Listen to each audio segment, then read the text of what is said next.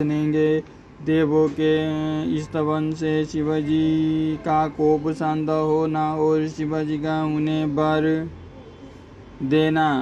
मैं दानव का शिवजी के समीप आना और उन्हें वर याचना करना। शिवजी से वर पाकर मैं का बीतल लोक में जाना।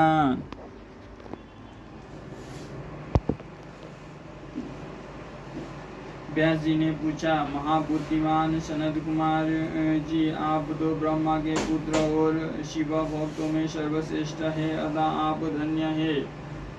अब यह बतलाइए कि त्रिपुर के दग्ध हो जाने पर संपूर्ण देवताओं ने क्या किया? मैं कहाँ गया और उन त्रिपुराद्य क्षेत्र की क्या गति हुई? यदि यह वृत्तांत शंभु की कथा से संबंध रखने वाला हो तो यह सब विस्तार पूर्वक मुझसे वर्णन कीजिए। सूची कहते हैं, मुने व्यास जी का प्रश्न सुनकर सृष्टिकर्ता ब्रह्मा के पुत्र भगवान सनत कुमार शिव जी के युगल चरणों का स्मरण करके बोले। सनत कुमार जी ने कहा, महाबुद्धिमान व्यास जी, जब महेश्वर ने द्वितीय से खचाखच फेरे हुए संपूर्ण त्रिपुर को भस्म कर दिया, तब सभी देवताओं को महान आश्चर्य हुआ। उस समय शंकर जी के महान भयंकर रुद्र रूप को, जो करोड़ों सूर्य के समान प्रकाशमान और प्रलय कालीन अग्नि की भांति तेजस्वी था, तथा जिसके तेज से दसों दिशाएं प्रज्वलित सी दिख रही थी, देखकर साथ ही हिमालय पुत्री पार्वती देवी की ओर दृष्टिपात करके संपूर्ण देवता भयभीत हो गए। तब मुख्य देवता विनम्र होकर सामने खड़े हो गए। उस अवसर पर बड़े बड़े ऋषि भी देवताओं की वाहिनी को भयभीत देखकर खड़े हो रहे थे, कुछ बोल न सके। वे चारों ओर से शंभु की प्रार्थना करने लगे। तदपश्चात ब्रह्मा भी शिव जी के उस रूप को देखकर भयग्रस्त हो गए। तब उन्होंने डरे हुए विष्णु तथा देवगणों के साथ प्रसन्न मन से सावधानी पूर्वक उन गिरिजा सहित महेश्वर का, जो देवों को भी देव भव तथा हरनाम से प्रसिद्ध, भक्तों के अधीन रहने वाले और त्रिपुरहंता है, स्तवन किया। तदनंतर सभी प्रमुख देवताओं ने भगवान शिव की स्तुति की। यो स्तुति किए जाने पर लोगों के कल्याण करता शंकर प्रसन्न होकर बोले। शंकर जी ने कहा, ब्रह्मा विष्णु तथा देवगण, मैं तुम लोगों पर विशेष रूप से प्रसन्न हूँ, अतः अब तुम सभी विचार करके अपना मनोवांछित वर मांग लो। सनत कुमार जी कहते हैं, मुनिश्रेष्ठ शिव द्वारा कहे हुए वचन को सुनकर सभी देवताओं का मन प्रसन्नता से खिल उठा। फिर तो वे बोल उठे। देवताओं ने कहा, भगवान देवेश, यदि आप हम पर प्रसन्न है तो हम देवगणों का अपना दास समझकर वर देना चाहते हैं। तो देव सत्तम, जब जब देवताओं पर दुख की संभावना हो तब आप प्रकट होकर सदा उनके दुखों का विनाश करते रहें।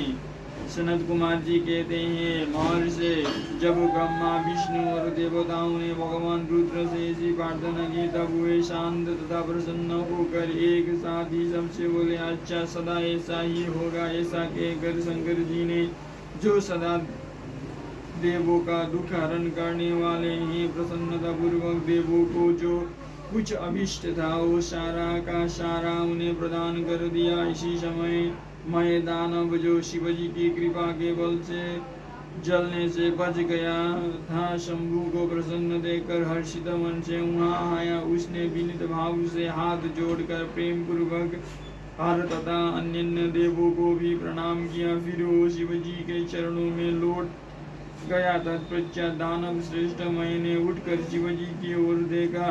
उस समय प्रेम के कारण उसका गला भर आया और वो भक्तिपूर्ण चित्त से उनकी स्तुति करने लगा। द्विज श्रेष्ठ मैं द्वारा किए गए स्तवन को सुनकर परमेश्वर शिव प्रसन्न हो गए और आदर पूर्वक उनसे बोले, शिवजी ने कहा, दानव श्रेष्ठ मैं तुझ पर प्रसन्न हूँ, अतः तू वर मांग ले। इस समय जो कुछ भी तेरे मन को अभिलाषा होगी उसे मैं अवश्य पूर्ण करूँगा। सनत कुमार जी कहते हैं, मुने शंभु के इस मंगलमय वचन को सुनकर दानव श्रेष्ठ मैंने अंजलि बांध कर विनम्र हो उन प्रभु के चरणों में नमस्कार करके कहा, मैं बोला, देवाधिदेव महादेव, यदि आप मुझ पर प्रसन्न है और मुझे वर पाने का अधिकारी समझते हैं तो अपनी शाश्वती भक्ति प्रदान कीजिए। परमेश्वर, मैं सदा अपने भक्तों से मित्रता रहूं, दिनों पर सदा मेरा दया भाव बना रहे और अन्य दुष्ट प्राणियों की मैं उपेक्षा करता रहूं। महेश्वर, कभी भी मुझ में आसुर भाव का उदय ना हो। नाथ, निरंतर आपके शुभ